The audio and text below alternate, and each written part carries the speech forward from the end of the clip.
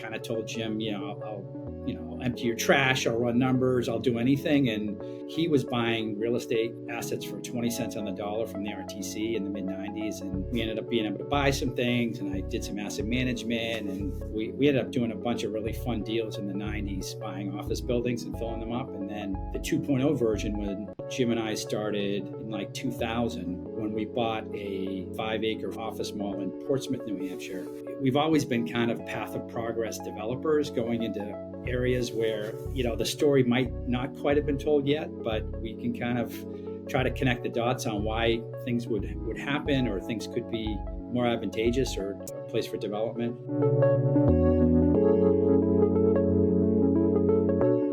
On this episode, I'm speaking with Jeff Johnston, Managing Director at Cathartes. Cathartes is a boutique commercial real estate firm focused mainly on ground-up multifamily in New England. Jeff's focus is primarily on investment strategy, entitlements, and more recently, raising equity for their latest project. He went to UNH undergrad, night school at Northeastern for his MBA, and the MIT Center for Real Estate for a master's in real estate finance and development. In his free time, Jeff supports his favorite charities, including No Kid Hungry, Friends Forever, and the Portsmouth Music Hall. He also spends time with his wife and 2 daughters while making time to get out on the bike. This was a really fun conversation with someone that I consider a friend, talking about work, life on the bicycle, and more. Without further ado, let's jump in. Great, Jeff. Thanks for joining me on the podcast today. Thanks for making the time. Yeah, thanks for having me.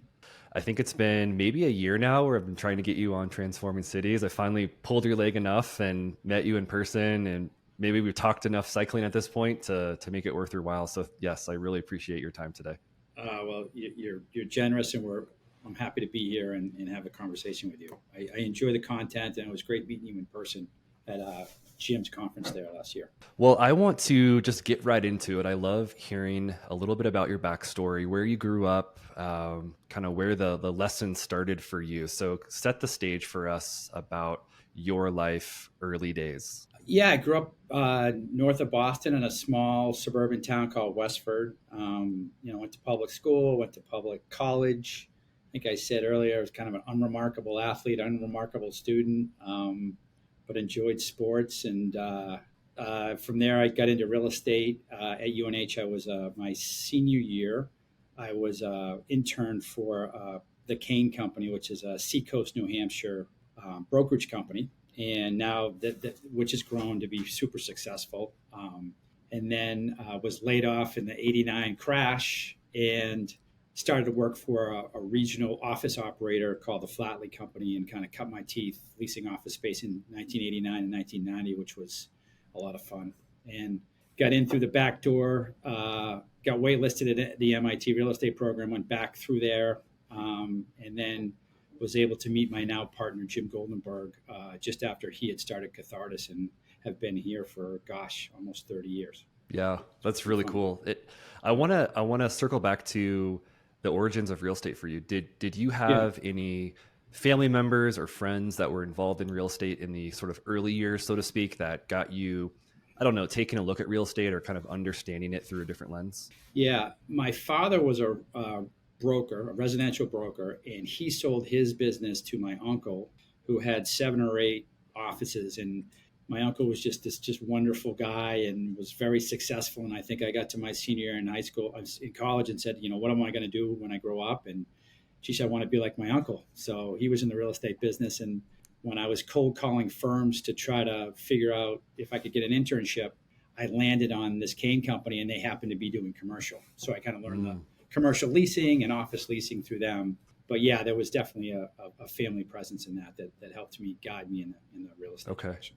And I know from our previous conversations that there was a time there when you were actually moving furniture and then traveling around the world. And I don't want to move too fast ahead, because I want to hear those stories, because they definitely paint the picture of someone who's experienced hard work. Moving furniture is not easy, and someone who has traveled the world and seen a few things. So maybe you could pull an anecdote or two from those experiences about what those were like for you as a younger version of yourself. Well, when I got laid off, it was a very humbling experience, to kind of come back and move back into my mother's house back in Westford at the time. And what we ended up doing was moving furniture for my best friend from high school who had a furniture moving business.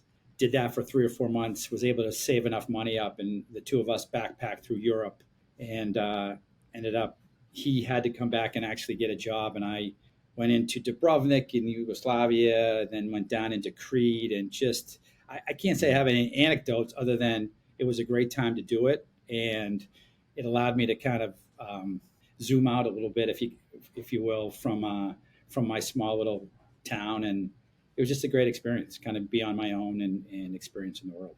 Well, let's transition a little bit into the MIT waitlist experience. There were a few things that were happening at that time. You met some very instrumental people to your personal life and your professional life at that time. You eventually moved into business with one of those individuals. You started the company now that, or I guess I should say, you've partnered in the company that you've now been with for about 30 years. What was that? I mean, it sounds like looking back, I'm sure for you, it's like such a soup of interesting intersections. And looking back now, I'm not sure if that has any sort of like specific things that come to mind about that time period. It was I was working for a small regional developer at the time, and I handled the New Hampshire projects, which were, again, a small piece of the big portfolio. I should say that they weren't a small developer; they were a larger developer, the Flatley company. But I was either going to stay with that trend and try to be an office broker and be at a Cushman & Wakefield, a CBRE, and was going to try to get into the Boston market and step up my game, I guess, if you will, and applied to MIT, got waitlisted, and got a call kind of 3 weeks before the start saying, hey, someone has dropped out. Do you want it? So kind of sold my car, moved out of my apartment, got the student loans, and just kind of went after it. And I just met some great people. And what it did is just allowed me to learn more about the business other than the brokerage business. I was really lucky. I just bumped up against some really smart people. One of them has been on this podcast with you, Jim Hyde.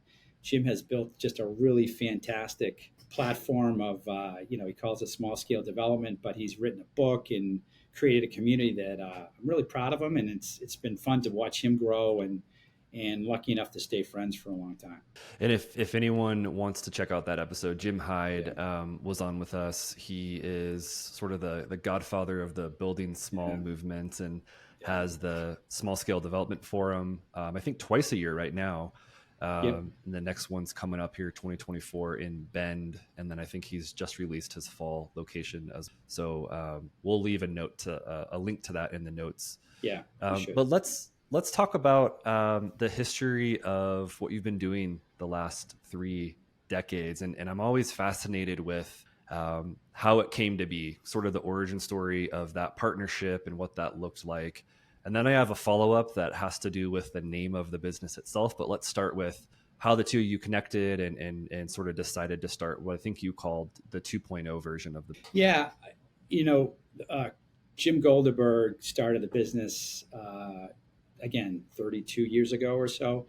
When I got out of MIT, I wanted to come back to Boston after I did a 1-year kind of real estate technology stint at a company called Cathartes. But I had met my now wife, and she was in Boston at grad school. So we connected through a mutual friend, this kind of real estate icon, Tom Leggett. And I kind of told Jim, I'll empty your trash, I'll run numbers, I'll do anything. And he was buying real estate, assets for 20 cents on the dollar from the RTC in the mid 90s. And we ended up being able to buy some things, and I did some asset management, and we ended up doing a bunch of really fun deals in the 90s, buying office buildings and filling them up. And then the 2.0 version, when Jim and I started in like 2000, when we bought a 5-acre mall, kind of office mall in Portsmouth, New Hampshire.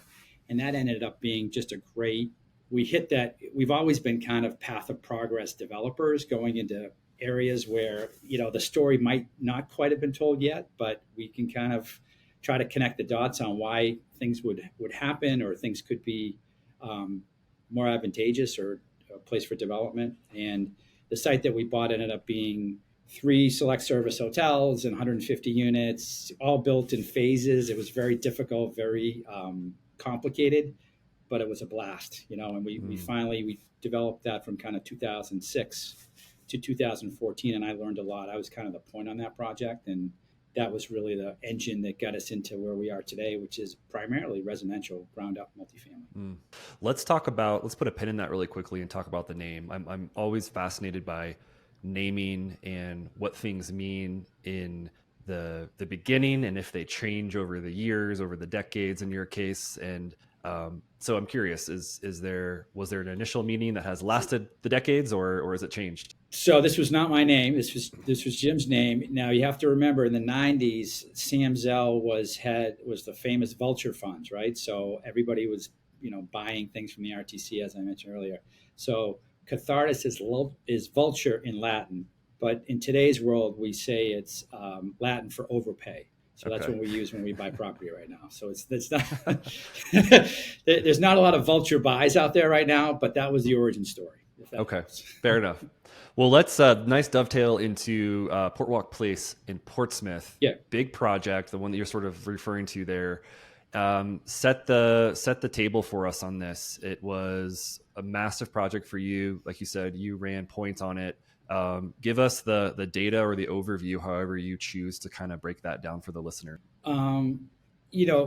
This mall was built in like the mid to late 70s, and was an urban renewal project, was supposed to save downtown Portsmouth. And they basically took the mall, plopped it right in the middle, ringed it with parking. And when I was with the Flatley company at UNH, I leased it.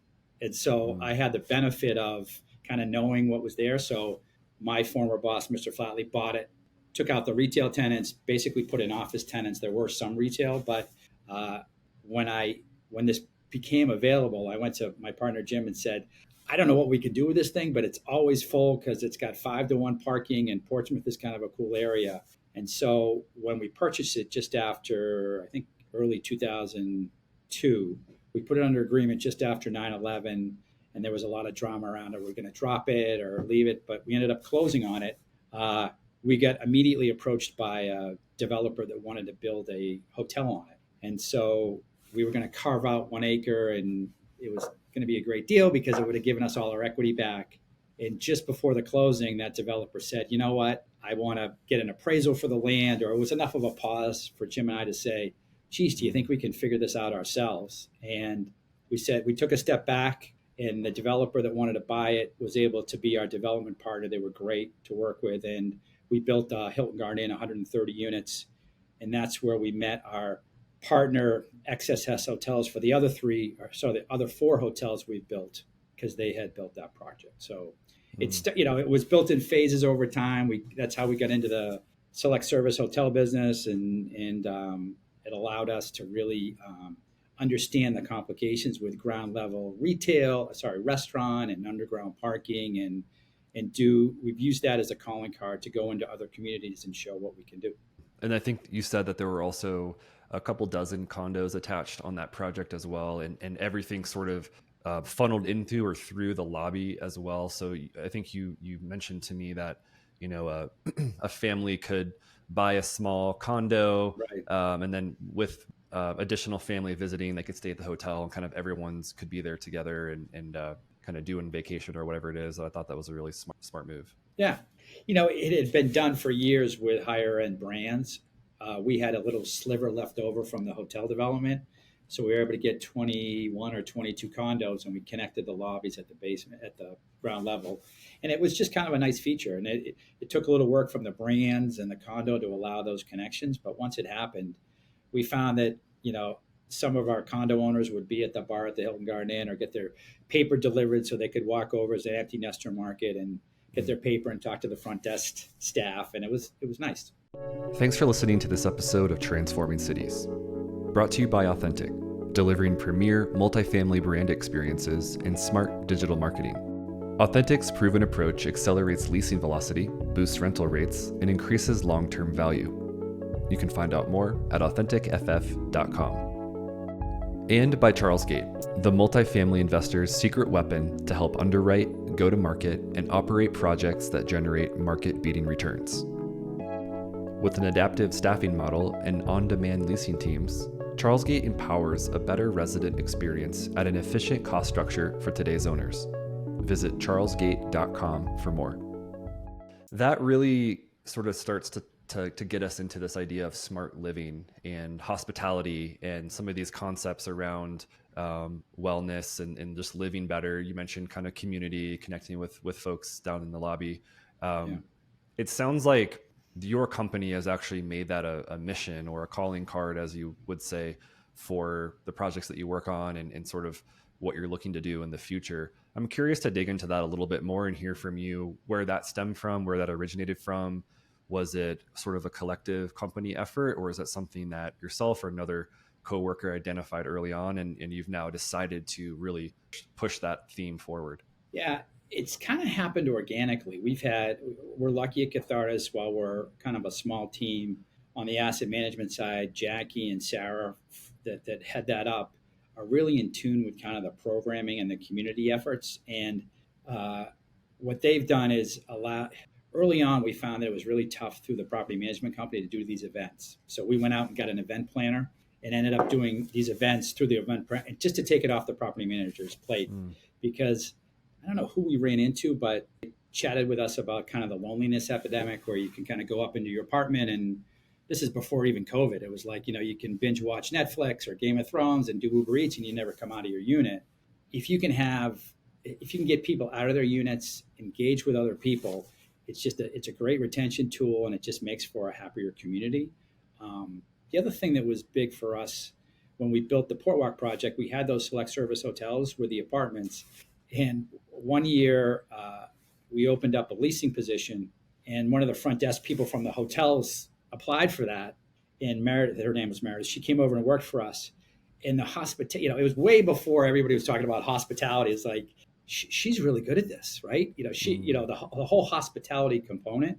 Our asset management team just kind of like the light bulb went off and said, okay, how do we blend these? And we went out and were able to secure or get this guy, Dror Poleg. If you've heard of him, he's just an awesome thought leader.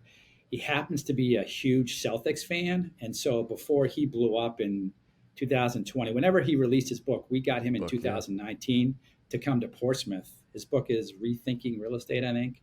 He was talking about all the stuff, the software and the hardware. The hardware is the building, the software is the programming. And so all this stuff we started to layer things on top of each other. And that's where we came up with Smart Living, where, we've got to really be intentional and be active in our asset management team to create community. And that's how we're going to create places where people want to live and our guests will stay with them. By the way, the Celtics are looking pretty good this year. 2024 might be the year. Yeah, it's just but we can't talk too much about it. We need to. It's too early. It's too early. It's too early. Gosh, let's not talk about it. Right yeah. Yeah. They look good. They look very good. Yeah. This reminds me of another recommendation you made that I looked into after we talked about it last, but it was the book Setting the Table by Danny Myers. Tell me a little bit about that, or the listeners and viewers here about why they might be interested in that book if they're interested in what you've just talked about. I'm trying to think of how we got turned on to that.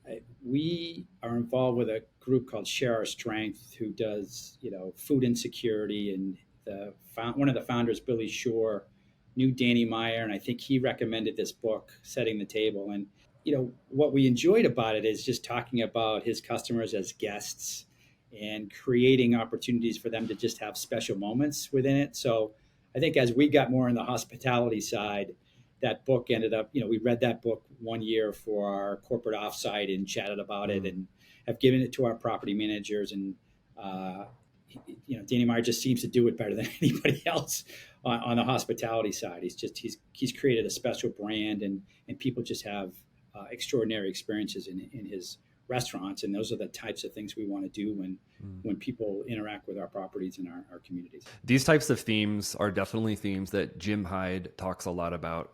To circle back to Jim, his intersection with building small food and beverage, just sort of reuse, adaptive reuse, mixed use, however you want to kind of slice and dice it. I know that he's talked about all of it. Your roots run deep with him. One of the things that I noticed at the last small scale forum that we went to last year was that, and not to put you on the spot, Jeff, but yes, I noticed you got a little choked up when you were chatting about him, and we were sort of all a little bit in awe of obviously the impact that he had on your life and your journey so far. Can you tell me more about that intersection and that friendship, I guess would be the best way to put it, over the years, and where you guys have been able to kind of collaborate and intersect over your journeings? I think that room was a little dusty that day. I think that's Yeah, what it no, was. yeah, a lot It of was a dust very floating dusty. around. Yeah, I think it was Jim's 20th. It was the 20th small scale development Yeah. conference or event that he had put on, and to see the outpouring in that room of the community of developers that have been impacted by him. So, my trajectory has been a little bit different, and we do things that are small, but mostly we try to take some of the small scale development, great ideas, food and beverage, catenary light, the things that are great, but bring them into larger communities. But there are people that have been to that conference, 4 or 5 times now, that have they read Jim's book like it's the Bible. Like they go out and have used him as an inspiration. And so I just admire the hell out of what he's done, and the people that keep showing up to that community. When you can build a community like that from the ground up, I was just proud of him. He's a good friend, and I'm proud of him. We live on different coasts. Jim's in the, well, he's up in Healdsburg now, but he's on the other coast. But we've stayed friends, and yeah, I'm just happy for what he's done, and I'm impressed. So. On another personal note, you and I actually ended up, connecting over athletics, and specifically, I was trying to think about what exactly it was last year, and I think it was just something around the Leadville 100 mountain bike race last year, because that's something that you participated in, which is a massive congratulations again. But it had me wondering what your connection was to endurance sport, and if that was somehow related to real estate being a demanding career, partner in a business that was, I'm sure you were just, overwhelmed with work hours and many times in your career so far. Where does that passion come from? Has it been there all along? I ran a couple of marathons and trained with a wonderful group. Would show up every 6 a.m. every morning, and we would run along the Charles River. If you didn't show up, you'd get heckled. And I think in the challenges of work, especially early on in your career, it's just nice to have the discipline of you got to show up every day. And again, I'm not really a great athlete. I wore glasses. I have bad balance, but for endurance sports, it's just something all you have to do is just kind of take the pain for a certain amount of time, and that seemed to fit my psyche a little bit. So I've loved the work. I've loved endurance sports for a while. I got in after the marathons. I did that. My mother had cancer for 20 years, fought it valiantly, and so we did the Dana-Farber Marathon Challenge together and raised money. And then when I couldn't run anymore, we raised money for the Pan Mass Challenge. We lost her a couple of years ago, but it was just it was a feel good thing. And Leadville was just one of those kind of crazy, stupid things that I just wanted to see if I could do it. And it was close, but I got over the finish line. You told me that you get comfortable with this space of just getting uncomfortable, and I think that actually harkened back to something that one of your running buddies would say, is something like, it's time to get uncomfortable. Is that right?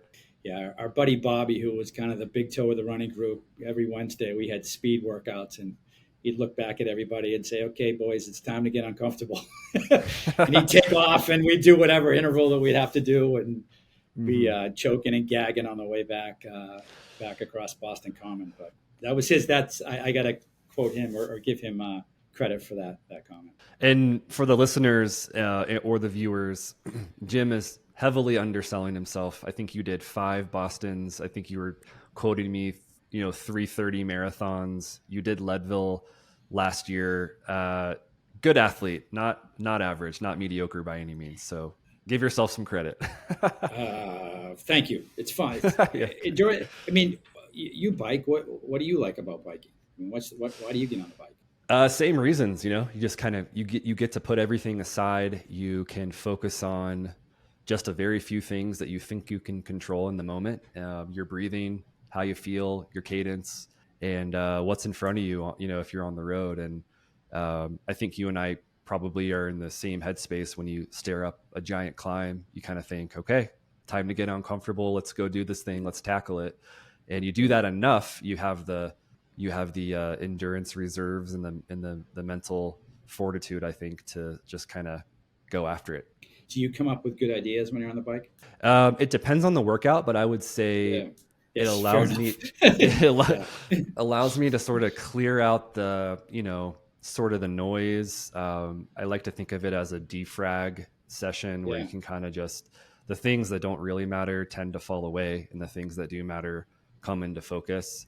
I've been on a lot of really tough rides where there's been a lot of dust in the air as well, and I'll be on the verge of tears, but in the best of ways, because you get these moments of clarity.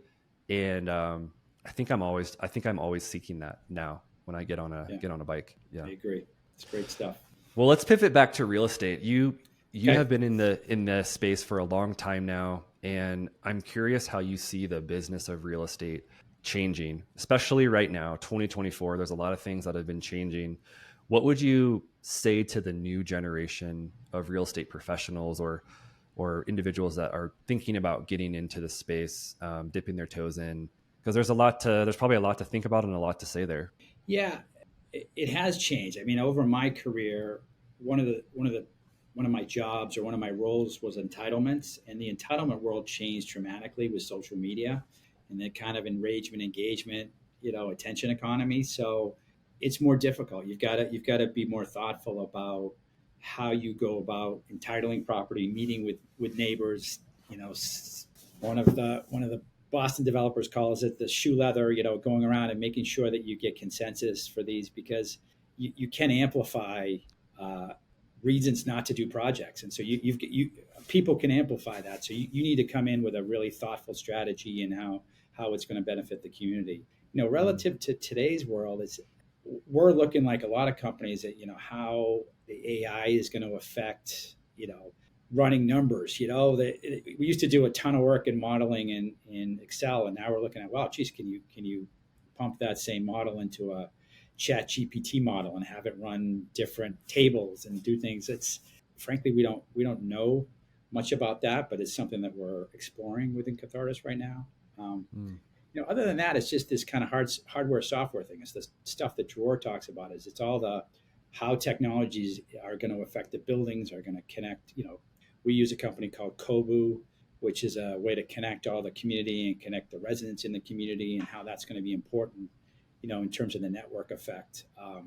One of the things that we've been pioneering, which has been tough but really interesting for the asset management team, is we're putting co-working into our residential buildings, which people are building the offices, but we're actually trying to build it out as a co-working, as a business. So, for example, most communities in these urban areas want retail on the first floor, but with Amazon and how many food and beverage groups are out there, it allows you to activate the first floor, but also take the co-working and attach it to the lobby and make the lobby more active. So it's just not a showpiece.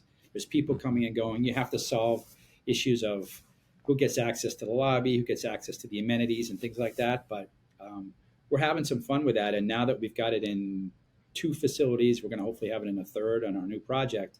We might be able to network those together and create more value to our residents by going from property to property. That's really fascinating, and we haven't even spoken about this yet. But I'm curious where, I've seen secondary revenue models like this pop up more and more with like coffee shops or little like bakery coffee concepts in lobbies to sort of, again, activate that space like you mentioned. Yeah. Did you and the team go through different iterations of what this community piece could be it co-working, coffee, XYZ, or did you always kind of have your eye on co-working? So a couple of things. We try to go out and tour other markets from time to time. And I think it was DC. We toured a large project called the Apollo, which had a coffee shop inside the lobby. Now, this is probably 400 or 500 units, huge. Whole Foods, WeWork was in it.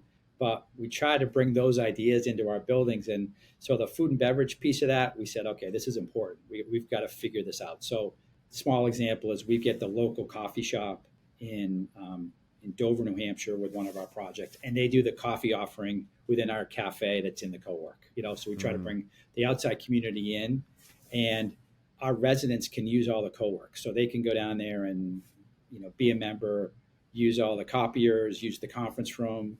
And as the technology has changed, one trend that we're really interested in, Sarah from our team is focused on this right now, is that people are now booking our conference room online. So we can have people from outside the building come in and rent our conference room for a day for $300 or something, And so our online revenue, as technology has enabled some of this fractional renting or fractional rentals, we've seen that come into almost all of our buildings, and that revenue model, I think it grew 2 or 3 times. So we are lucky. We've got a third-party manager called Win, and they've been very open. It hasn't always been easy, but they've been very open to having the leasing team also leasing the co-work space. And the co-work space turns over a lot, right? People a couple of months at a time. So it's a lot of work for them, but we feel like that is a huge part of our marketing experience. When you walk in, part of their marketing tour is our co-working.